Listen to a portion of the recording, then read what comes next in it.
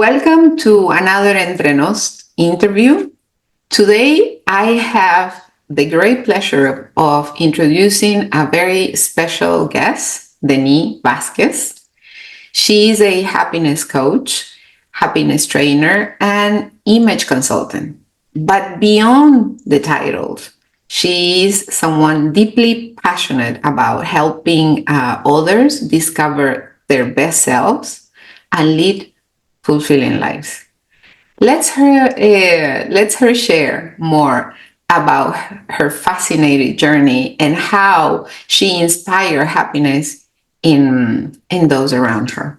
Welcome, Deni. It's a pleasure to have you here with us. It's a pleasure to be here with you too, Laura, and with all of you, of course, for those who will see this recording. Thank you for the interest.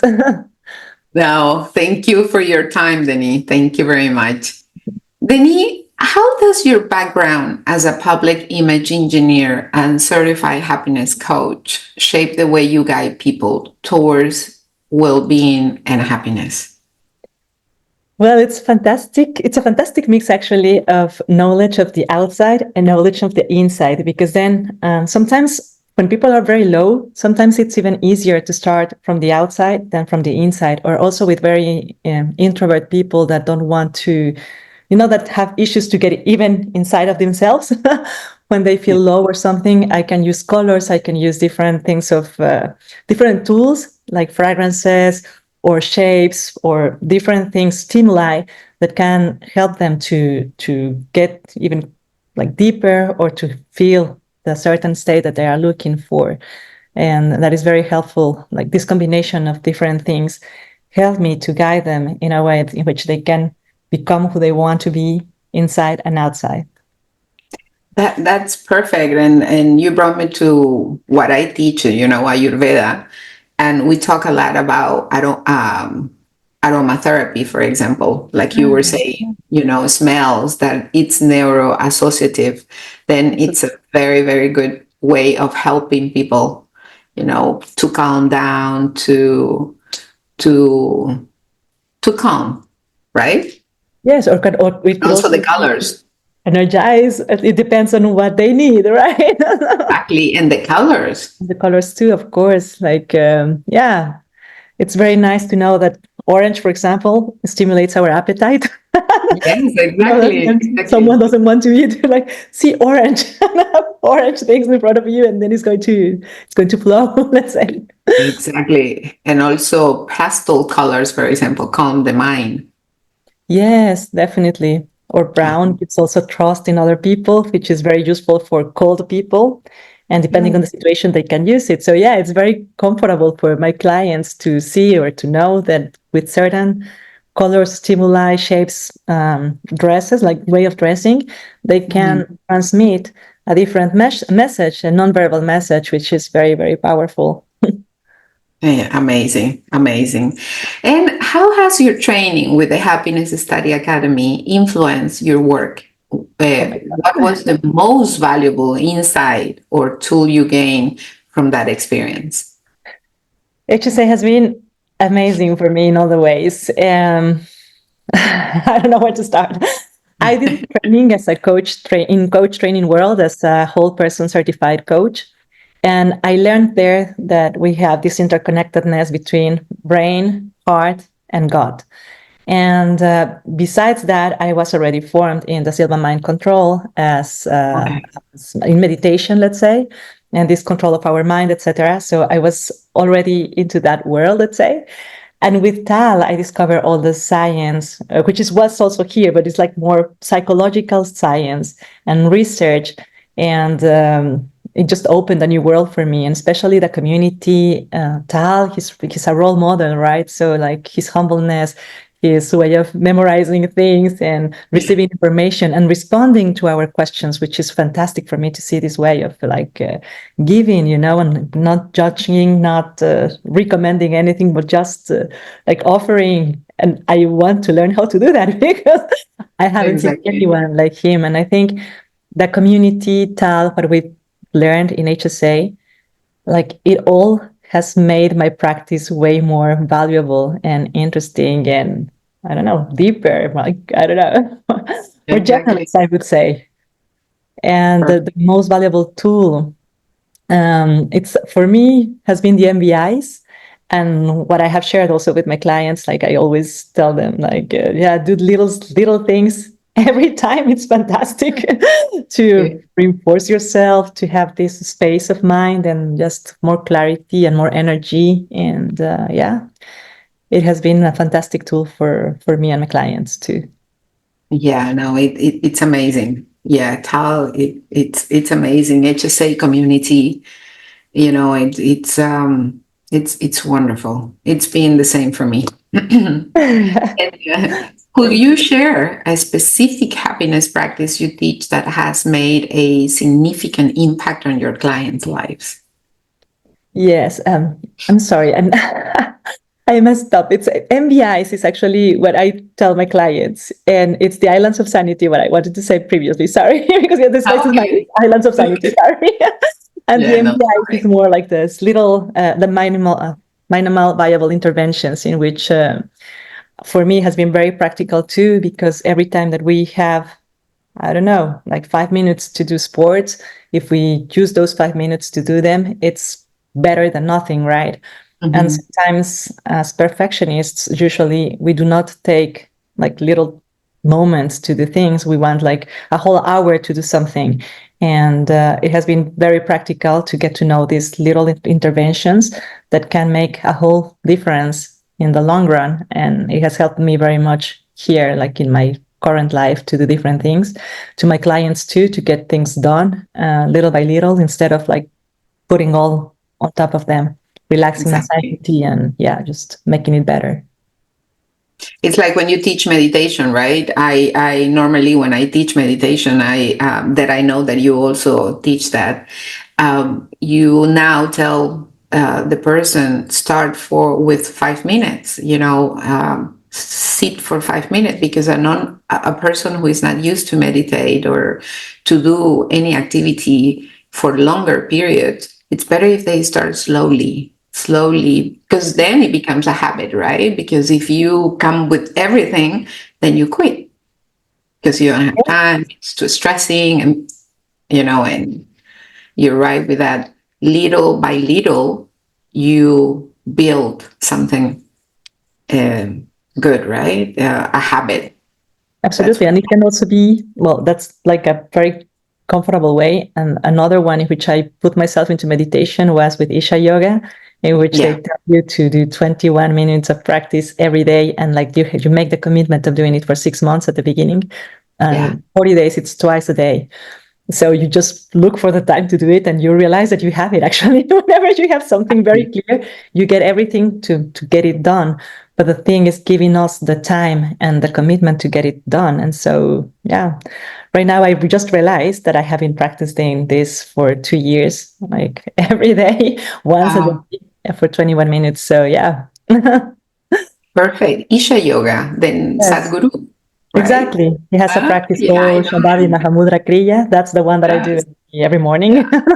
Oh, perfect. Perfect. I have the application of Sadhguru. Oh, fantastic. Yeah. It And has been amazing for me. yes, he is. And with anxiety, depression, and dissatisfaction at such high levels right now, right?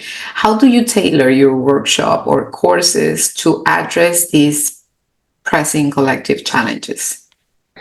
I start by telling people about the permission to be human, which for me it's the most crucial part to start with, to let them know that it's okay to do not be okay, that it's that it's perfect if they can go deep inside them and to recognize what they are feeling as compasses and not as a default or something that is not going well. And then whenever they get to see what their emotions or feelings are telling them, they can see what's going on in their lives and what can be changed for them to do something different. And of course, I also teach meditation and relaxation techniques to make it better, let's say. And Mhm. and yeah, those are the main things that I do in workshops, and in one-to-one, I can go deeper with other techniques and practices depending on the situation of each person. Perfect. And what are the biggest challenges your client face when balancing personal and professional life? And Lack of how do you help them overcome these obstacles? Right. So it's lack of time always. Always, yeah. Almost always. Yeah. And yeah, it goes basically to the fact that they have a lot of activities that either last too long or are too much, combined with usually poor skills of organization and poor skills of prioritization. Because when we put our priorities first and we get them done, then we have the impression of having more time for the rest of the things.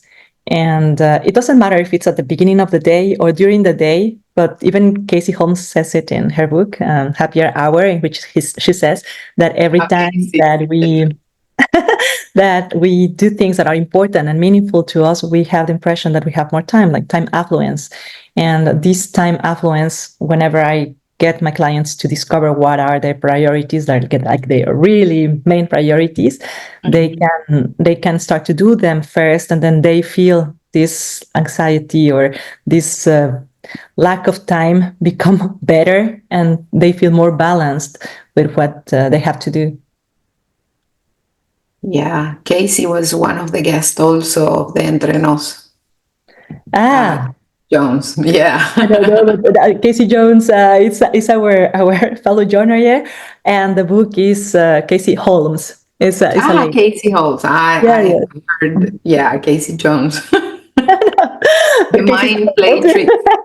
Yeah. I am, thinking about happiness study then.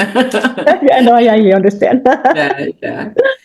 You've spoken about the world's leading industries like, weapons, pharmaceutical, alcohol, reflecting humanity's consciousness. How can individual contribute to a shift towards a more compassionate and conscious society?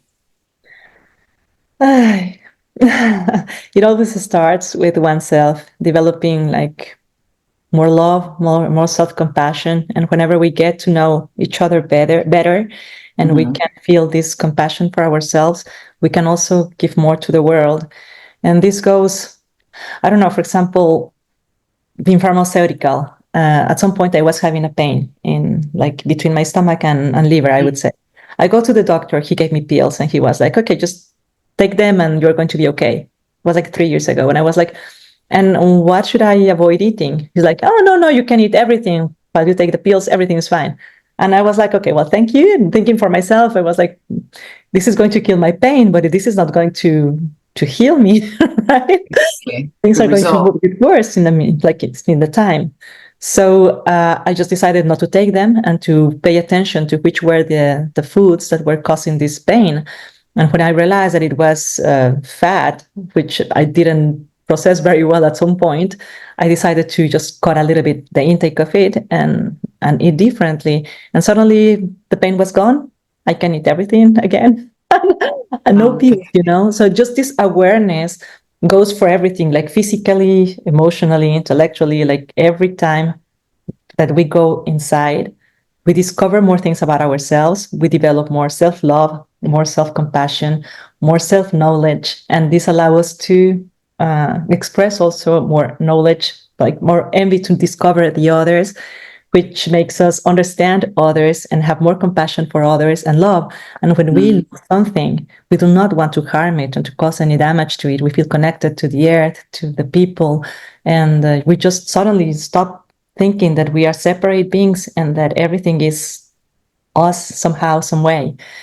And I think whenever we get to this level of awareness as humanity, which, well, we are far away from it by now. But someday it's going to happen.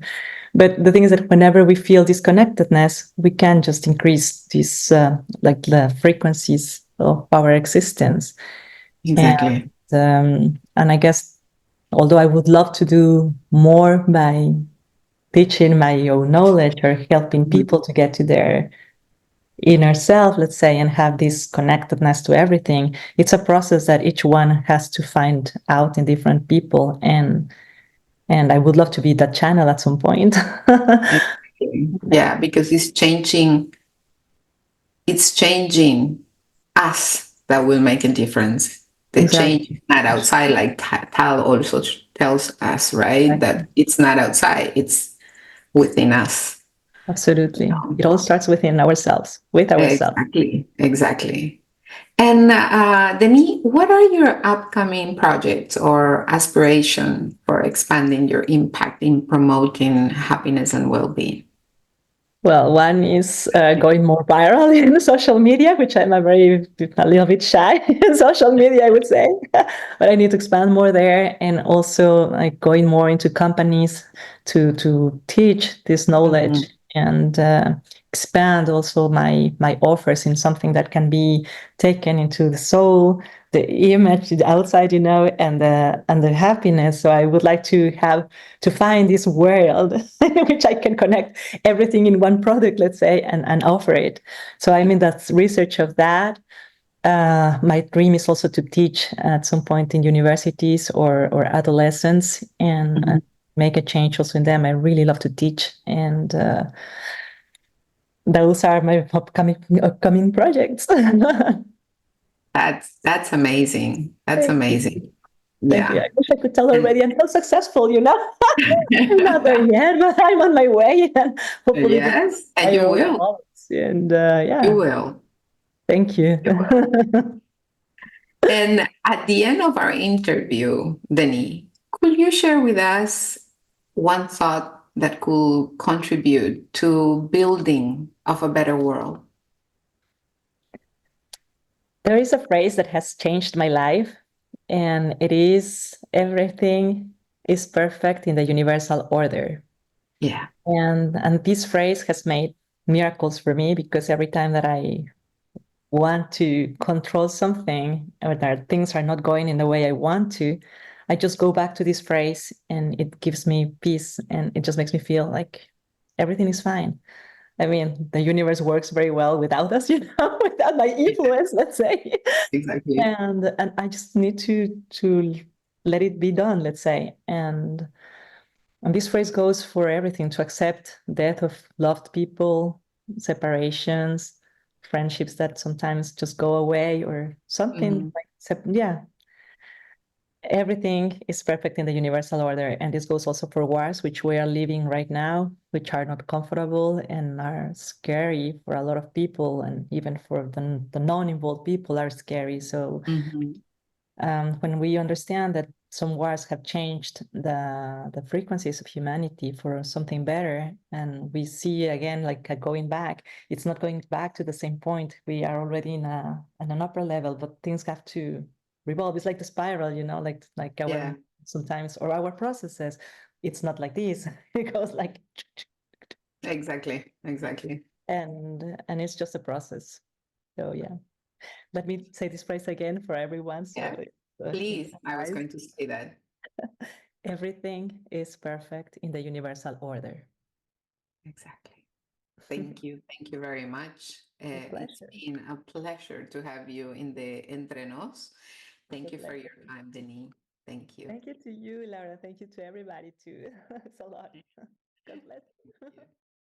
Thank you.